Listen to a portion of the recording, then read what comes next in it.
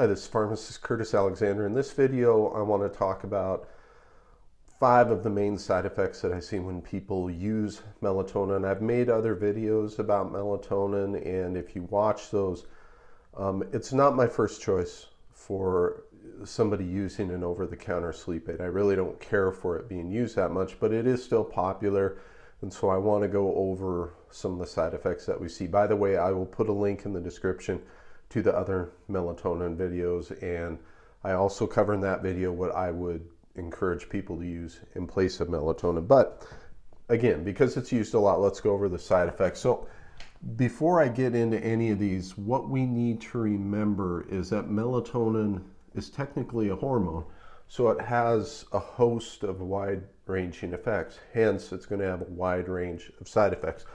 The one that's most reported to me and that we see in some of the studies is vivid dreams. I had people tell me about some of the dreams they had while they're taking melatonin. They're out there. So just know, some people even classify them as nightmares. Just weird dreams is the biggest thing to notice, and it is the most common one I hear about. The other one, and this is important to bring out, is daytime sleepiness, daytime grogginess, just sort of a drugged out feeling. You really have to be careful about how you're dosing melatonin.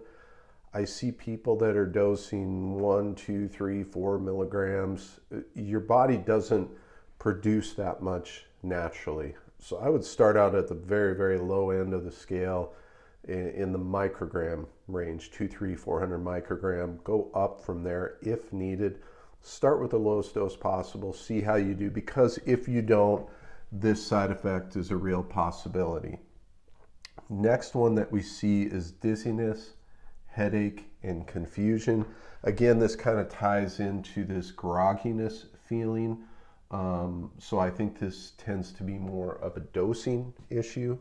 The other thing, next we see stomach discomfort. This one isn't as common based off what I get reports on from people who take melatonin, but something to keep in mind. And again, another reason to start at the lowest dose possible, because if you don't, you're going to have some of those issues. Now, this last one is important to note. I wouldn't say it's common by any means, but it's important, and that's lab test interactions. Again, melatonin's a hormone, so wide-ranging effects. Some of them we simply can't predict. But the one thing we have seen in studies is that people who take melatonin can see their labs come back as showing an increase in human growth hormone and a decrease in luteinizing hormone. These are all going to be tied into luteinizing hormone to the sexual hormones. So it's important to note that, in certain people, those are things you want to let your doctor know if you're doing any sort of lab test in that regard. So again, not a huge fan of melatonin for sleep. It is used a lot, and those are the main side effects that you can see.